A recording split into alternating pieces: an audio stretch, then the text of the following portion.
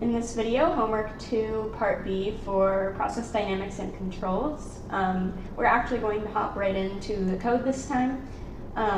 Basically, we're simulating the reaction that we did in homework 1, part C for a CSTR under the same conditions, but we are doing it for a tubular reactor of the same volume, and we are kind of separating that into 200 perfectly mixed sections. Similar to part A, except we're doing twice the number of sections to make it a bit more accurate, and we will be implementing the JAX, the Google JAX AI framework, to accelerate the numerical simulation so that it can calculate things quicker, and I'll just get right into the code now. I'm going to quickly take a little review of homework 1 part C because, as we said, we're basically taking the same conditions, but we are using a tubular reactor instead. This is how the plots behaved, the temperature here, and the concentration here. I'm going to copy and paste these variables. For now, I shouldn't need to change them, but if I need to change any of them, I can do that. So I have those right there. Right here, I'm going to set the print options. So this J and P is jax numpy. Like I said, the jax just makes everything work a little bit quicker. So we have this, and let's do that. And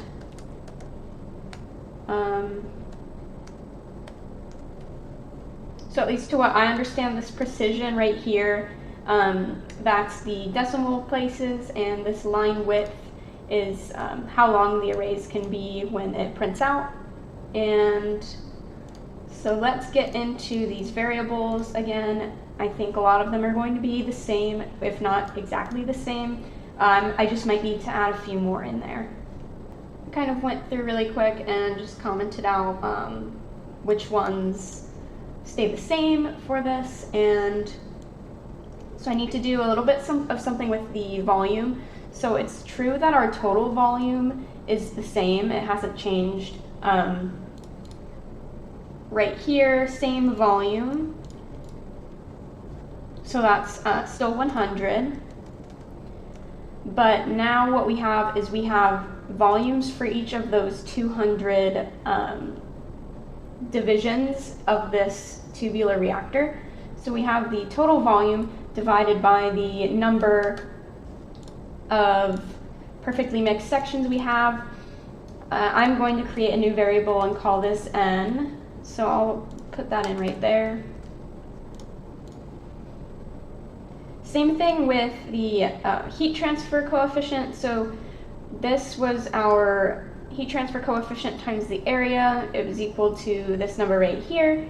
But now we have, this is the total, and we want to define a UA, which is, again, the total divided by the number of partitions that we have. I'm going to get rid of this right here, because that's not what we are simulating, and I think I just need an overall concentration N is equal to 1. I could use this, but I'm also just going to include that right there. And I'm going to get rid of all of these commented ones right here.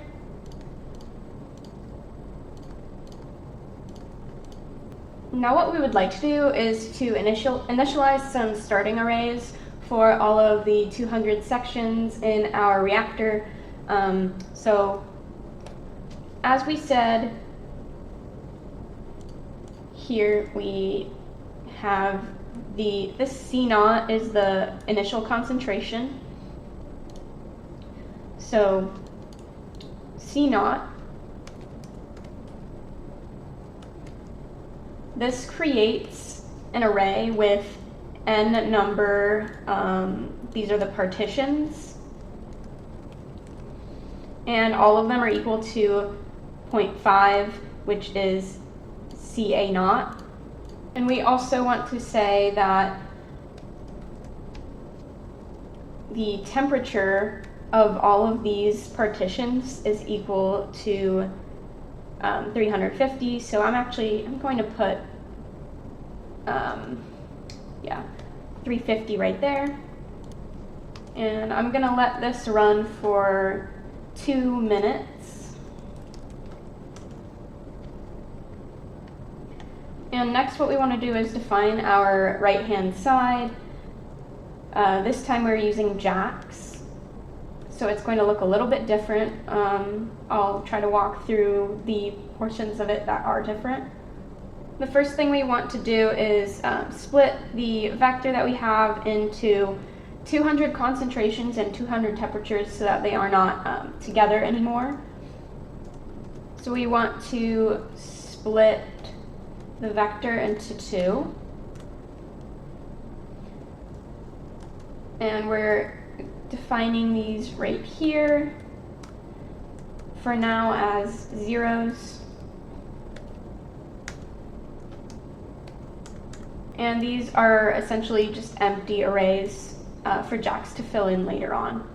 Pulling this K value from homework 1 part C, kind of to show the difference between what we did before and JAX.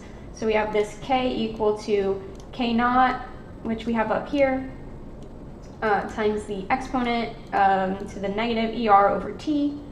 And basically the only thing we need to change is instead of this numpy, this NP, we add a J. So it's JAX numpy, not regular numpy. We're going to start with the material balances. And we need to do the first index separately, and this needs to be done separately because it's the only one that is kind of connected to the inflow from the feed itself.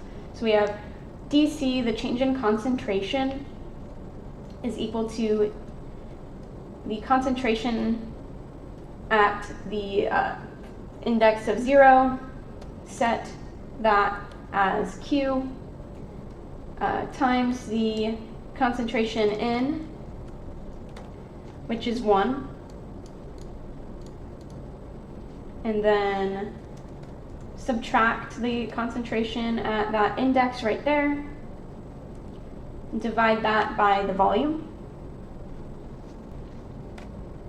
We also want to subtract K at that index times the concentration at that index. So this is for the first tank at index of 0. And now we want to do the other tanks. So technically tanks 1 through 199, the rest of the tanks. So the change in concentration then is going to be the DC at, we're going from 1, the index of 1 all the way to the end. Set this as Q times the concentration there divided by volume, so that's correct, minus K 1 through the N. Yeah, so that's good right there.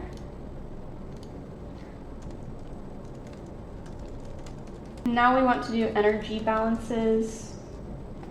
And again, we need to do this separately from, do the first tank separate from the other tanks. So we will be doing dT, the change in temperature, equals change in temperature at 0, so similar to this. We're going to set that as Q times the temperature in.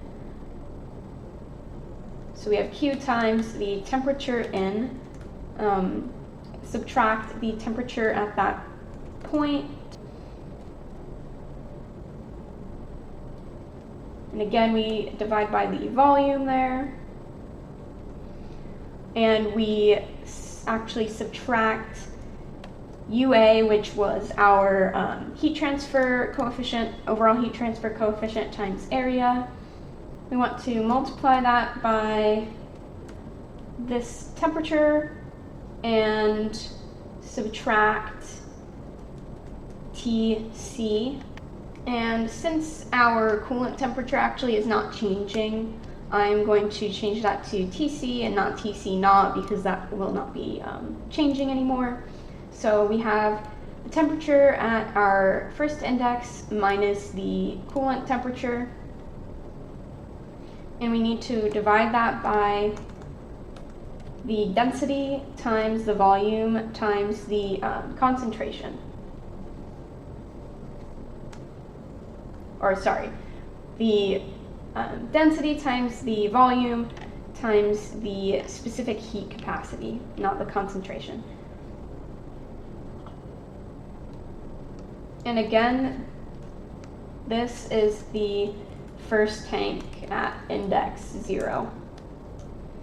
And then the same thing really for the rest of the tanks. For the rest of the tanks, we have, it's similar to this up here. So I'm going to take what that looks like now, and from the second tank until the end, set that as Q times the temperature until the penultimate tank, subtracting the other temperature right there, and like we did above, just going to get rid of that there, we again need to divide by volume, subtract this UA, but it's different indices, and subtract the other temperature.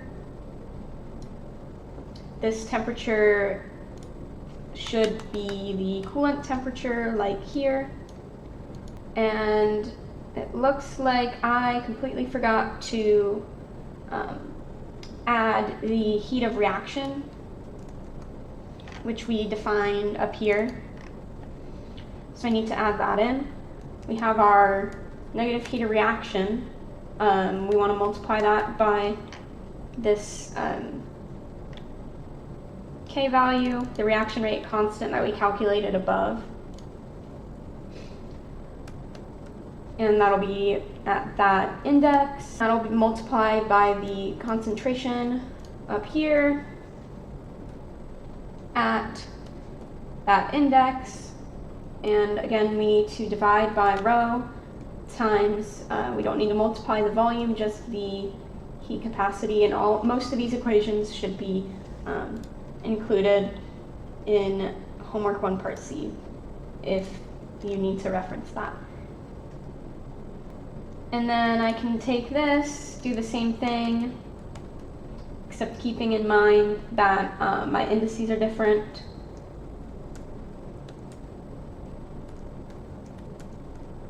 Oops.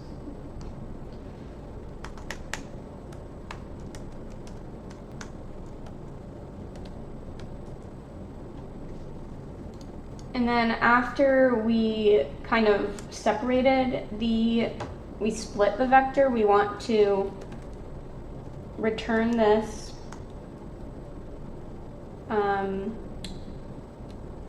as, let me see, what do I want to title this? I'm just going to title this JNP dot return. Oh, I can't do that. Okay. Dot RET. And that is a vector with dc and dt, the change in concentration and the change in temperature. As I was kind of saying with using JAX and with it being faster, we're going to take this right-hand side underscore JAX and do a jax.jit.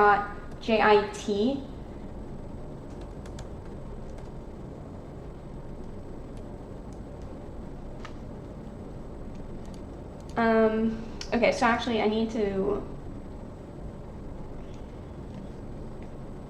title this with the lowercase. So it's making a new right-hand side JAX, but it's basically making it faster due to how the code works and how the AI framework does this. We also want to have our Jacobian matrix, which uses automatic differentiation. We're going to use the, let's title this Jacobian.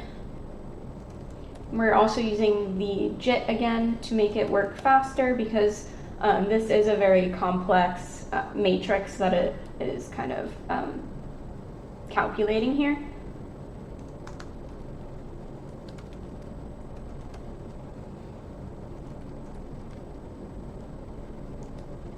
And we want to say how many times we want to calculate this throughout our 2 minutes. So I'm just going to start with 100. The dt is the t end divided by n times. So this ends up being 2 minutes divided by 100 portions. And we have our usual t-plot right there.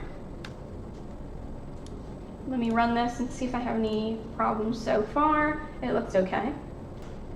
And we finally want to have our results. So the same thing we've been doing. Solve the initial value problem. I'm going to take what it suggests for me to start with. We are doing the right-hand side jax from 0 to t end. Not sure what it wanted me to do there. And we want numpy dot return the initial concentration and the initial temperature.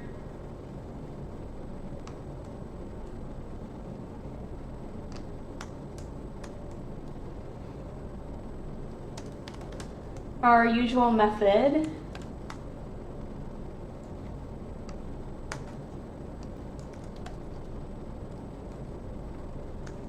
True.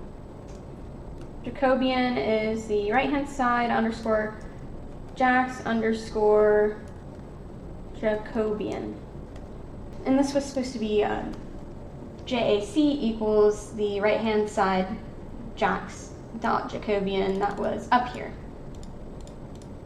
We'll also go ahead and split the concentration plot and temperature plot. So we're going to split the results dot solve t plot. Axis is 0.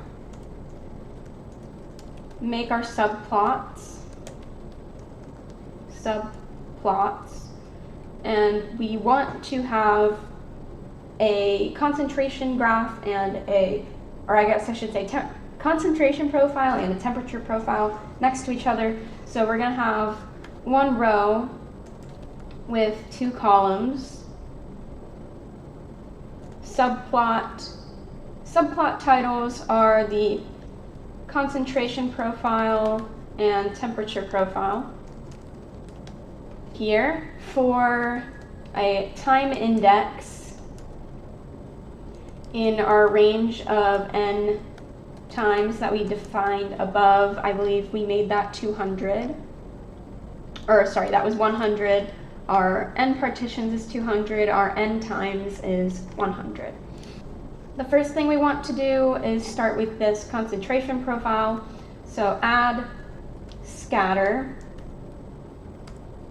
np dot the range of that n partitions y is equal to c plot from this right here is correct, and we want to set this scatter in the first row, first column. So we have one row, but we have 2 columns. Our temperature will be in the second column. We aren't quite done yet there. And we are going to give this concentration scatter a name. Each of these are going to be at a time equal to the dt times t index. And this dt is up here. So we have dt times t index, and let's do 2 decimal places, and this is at a time in minutes.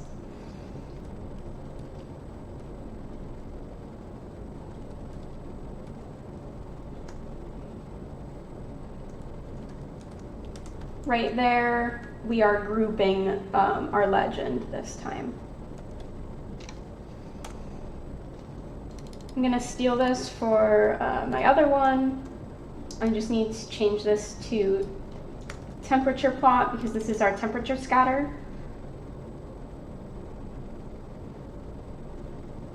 The column is column 2, and we will not need to name these because we can basically click on the names from here rather than calling them separate, like time at 1 minute, time at 1 minute. We can click on it and see at 1 minute what does the concentration profile look like across the reactor and what does the temperature profile look like. Show legend equal to false. As I usually do, I'm going to update the layout so that it's a little bit easier to look at. Let's do a width of about 1100. Do a height of 600. What else do I want to do is, I guess I can do the template. I have been using the Plotly dark as well as the presentation mode. The presentation mode just makes everything a little bit bigger, so it's easier to show. I'll also give it a title.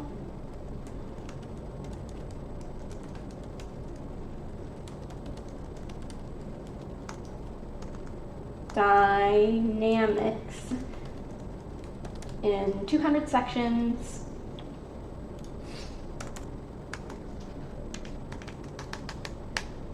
And let's see.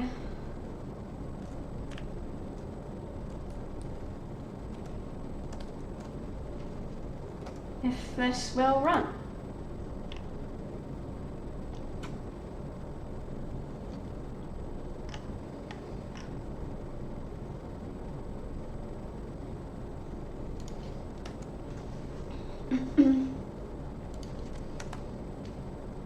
Just fixing some errors.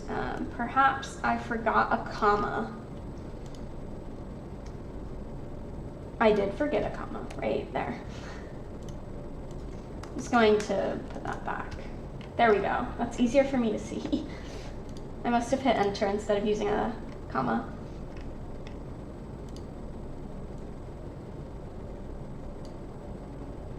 All right, I actually had to step back and go through this one more time. I had a lot of small errors, mainly with my what I thought my variables and variable names. So I'm just gonna walk through it one more time. I added my comments. Those comments are the same as Homework 1 Part C, but I added comments to these. So before I show the graphs, I'm gonna run through that again just to make sure that I explained everything as good as I can. So we had these same kind of conditions, except our cooling jacket temperature did not change. And this is when we initialized our starting arrays and set our simulation time. This is when we used our right-hand side function, except we used jax this time instead of our usual numpy.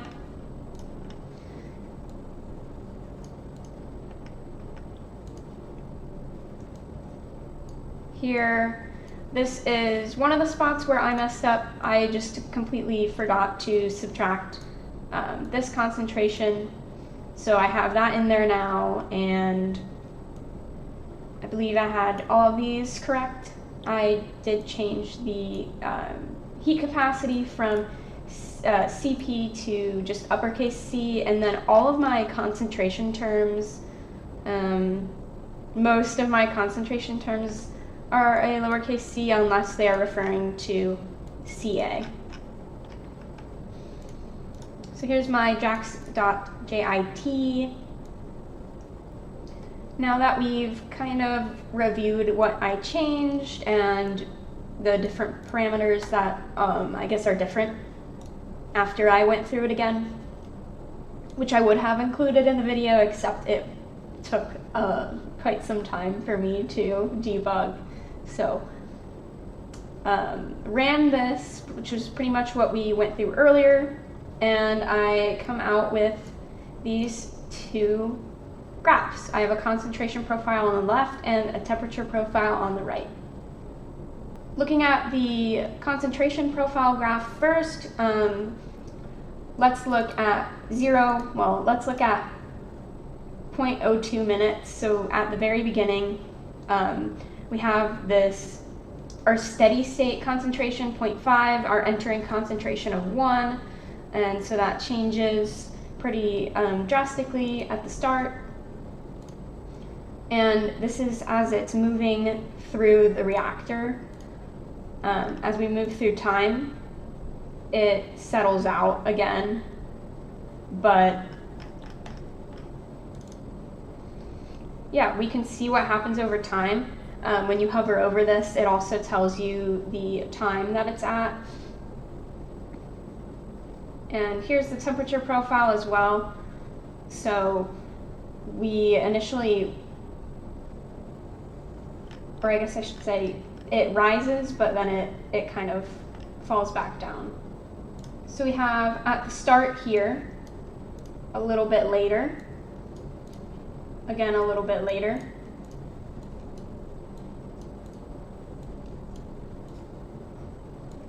and what we can see here is at 0.02 minutes it looked like that.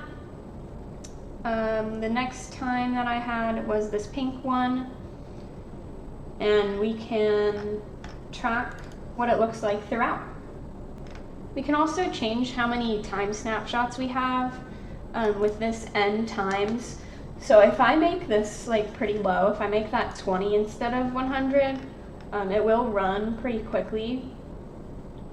But as you can see, it's a similar shape, but we're losing a lot of information that we don't get when we don't have as many partitions in the time. And vice versa, if I increase that to 1,000, this might take a minute or so to load, but it should look like almost like a gradient. Yeah, so we have kind of this gradient. It's hard to follow, but over time you can sort of see what's going on. But yeah, that is definitely way too many points there. So I want to settle with, I think, 150.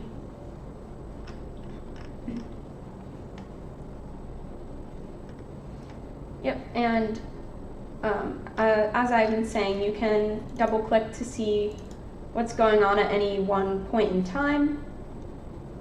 And keep in mind that the temperature is changing due to the reaction taking place, but also the coolant running through. And this reaction is exothermic, that's why it is increasing initially pretty significantly. And it goes below the initial temperature due to the coolant temperature being lower than this 350. If there were not a coolant, this would not look like this whatsoever. But we have a coolant, and that is why we have a coolant, because we need to decrease that temperature. And obviously, as a reaction takes place, the concentration of what you're looking at, in this case it's A, the concentration of A is going to decrease because it's being consumed. So if we go all the way to 2 minutes, I mean, it's throughout almost the entirety of this reactor. Yeah, so what we did was we simulated the reaction from Homework 1 Part C under the same conditions except the coolant temperature did not change. And we did it for a tubular reactor of the same volume, separated that into 200 perfectly mixed sections. We implemented JAX, I believe, for the first time in this course, on my channel at least. And we created plots of the concentration and temperature profiles. And then to sort of try to wrap this up with qualitatively explaining the results a little bit more than I did already, we can see that the fresh feed enters at 1 mole per liter, which causes the reaction to spike because we are increasing the concentration. We are also increasing the rate of reaction. And so that is releasing quite a bit of heat. But when this happens, due to, let me see if I can find it quickly, possibly. Yeah, our reaction rate constant, due to this reaction rate constant, that's what's happening there. So we have a temperature spike, and when it's really hot, this also drives the rate of reaction even further forward, and this consumes the reactant. So when we are in, it's kind of an inverse relationship. When our temperature is increasing, our concentration is starting to decrease, and that's why it crashes out down to 0 at certain times, is due to that temperature spike. And again, this x-axis here is literally looking at the reactor itself. From left to right, we have the first partition all the way down to the 199th partition, so from 0 to 199. Halfway through this simulation is at 1 minute, and we can see what happens throughout the entire tank. Is here it's already crashed. At the entrance, we are still getting 1 mole per liter, but due to this spike in temperature, the reactant is being consumed so quickly that the reaction, just like that, completes. And that is it for homework 2, part B. Part C, we are going to jump into something completely different. Basically, we're going to talk more about like stability using a different equation, the heat diffusion equation, and we will be applying that to a linear bar, assuming constant thermal diffusivity. And as I said, I'll get into that in part C. But for now, thank you for watching this video, and I hope that my other videos will be out very soon.